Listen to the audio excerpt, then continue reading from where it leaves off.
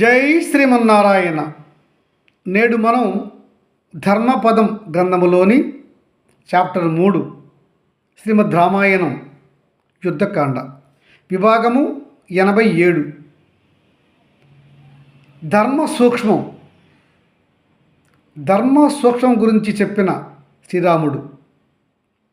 ఈ ధర్మ సూక్ష్మాన్ని మన మహాభారతంలో కూడా శ్రీకృష్ణ పరమాత్ముడు ఉటంకిస్తాడు.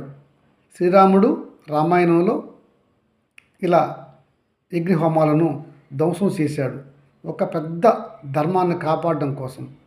అది ధర్మ సూక్ష్మం, తప్పు లేదు అంటాడు కృష్ణ పరమాత్మ కూడా భారతంలో.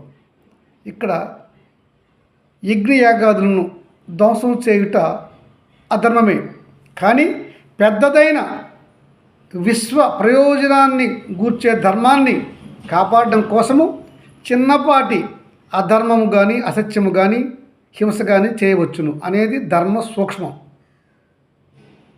ఒక పైసా అధర్మం జరిగి 100 పైసల న్యాయం జరుగుతుంది, ధర్మం గెలుస్తుంది అన్నప్పుడు 1 పైసా అధర్మం చేయవచ్చును అనేది ధర్మ సూక్ష్మం. ఇక్కడ ఇంద్రజిత్తుకు బ్రహ్మదేవుడు పలు వరాలు ఇచ్చాడు. చివరిగా ఇంద్రజిత్తు అడుగుతాడు బ్రహ్మదేవుడిని, మా ముత్తాత అయిన బ్రహ్మదేవ, నాకు మరణం లేకుండా వరం ఇయ్యి అంటాడు. మరణం లేకుండా వరము ఇమ్ము అంటాడు. నాయన, నా మునిమనవాడా, నేను మరణం లేకుండా వరం ఇచ్చే అధికారం నాకు లేదు. సృష్టి ధర్మాన్ని నేను కొత్తగా మార్చలేను, ఇంకేదైనా వరం కోరుకో అంటాడు. అప్పుడు అతడు ఎవరు ఇంద్రజిత్తు అడుగుతాడు, బ్రహ్మదేవ, నేను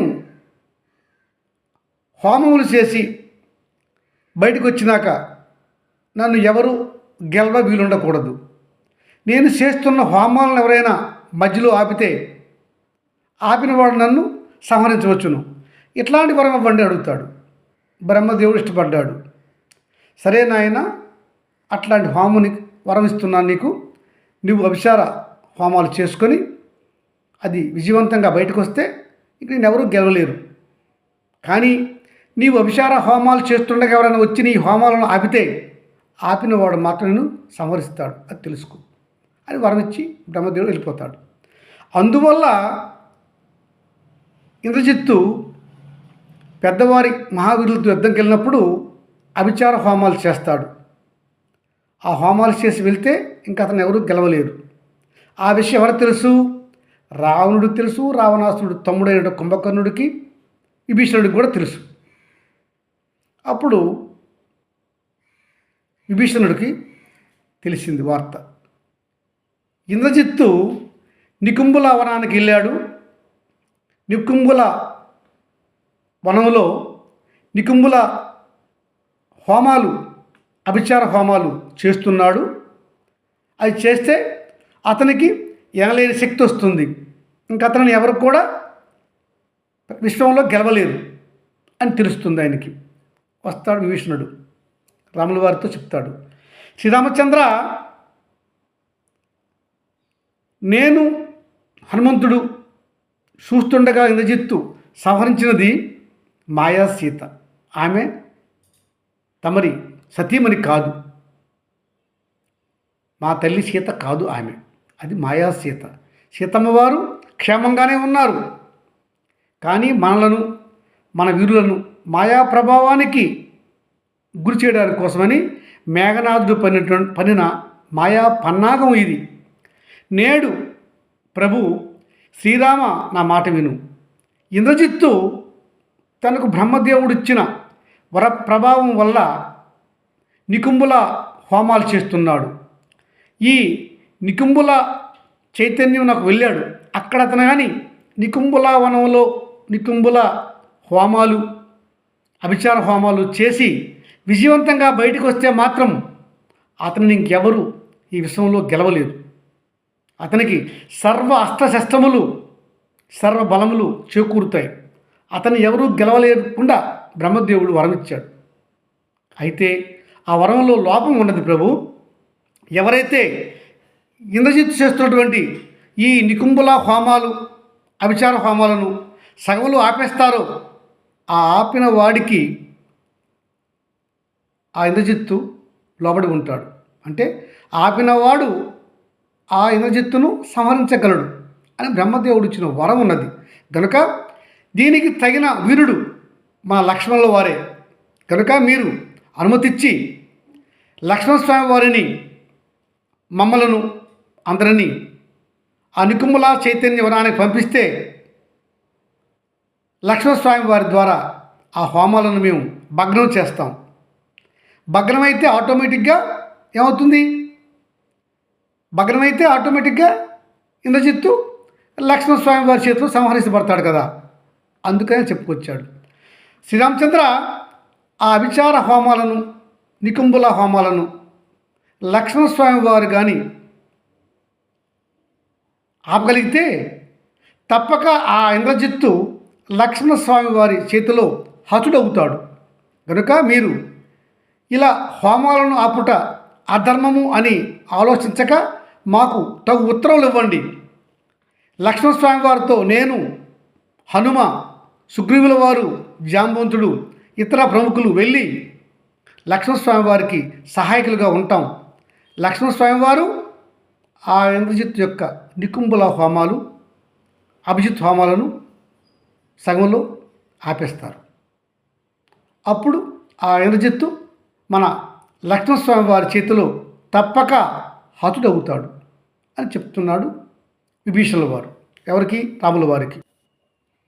విభీషణుల వారి మాటలు విన్న లక్ష్మణస్వామి అంటున్నాడు అన్నతో, శ్రీరామచంద్ర, ఆ దుష్ట ఇంద్రజిత్తు మాయలతో యుద్ధం చేస్తున్నాడు కనిపించకుండా.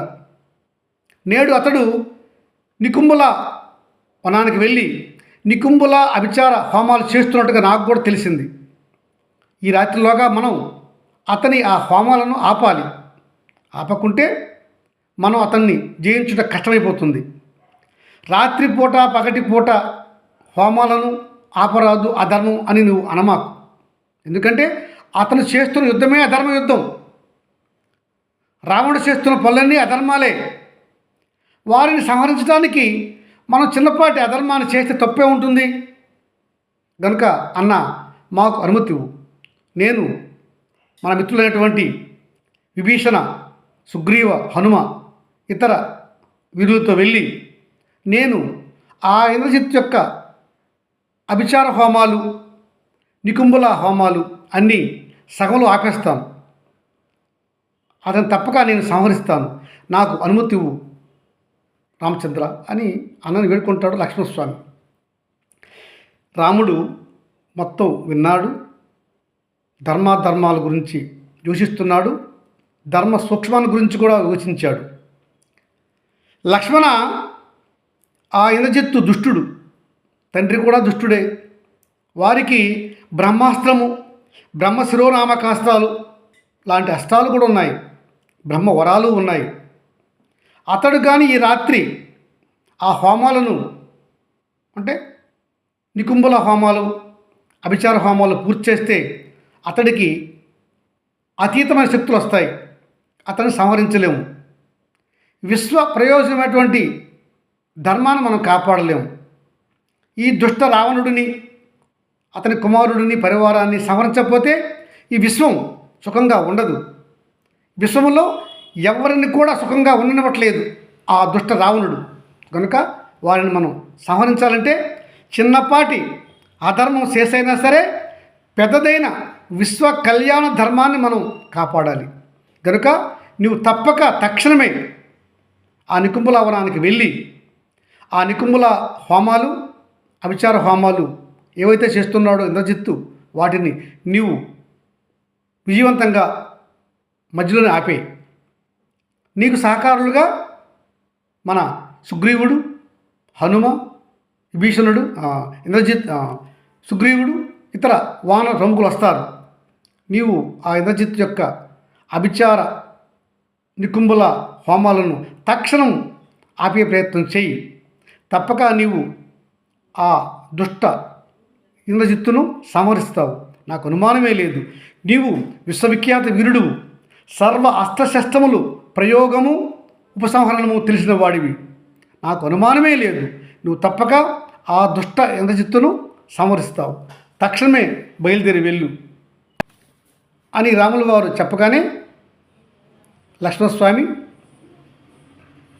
అన్నకు ప్రదక్షిణం చేసి నమస్కరించి కవచము అమ్ములు పొంది తీసుకున్నాడు.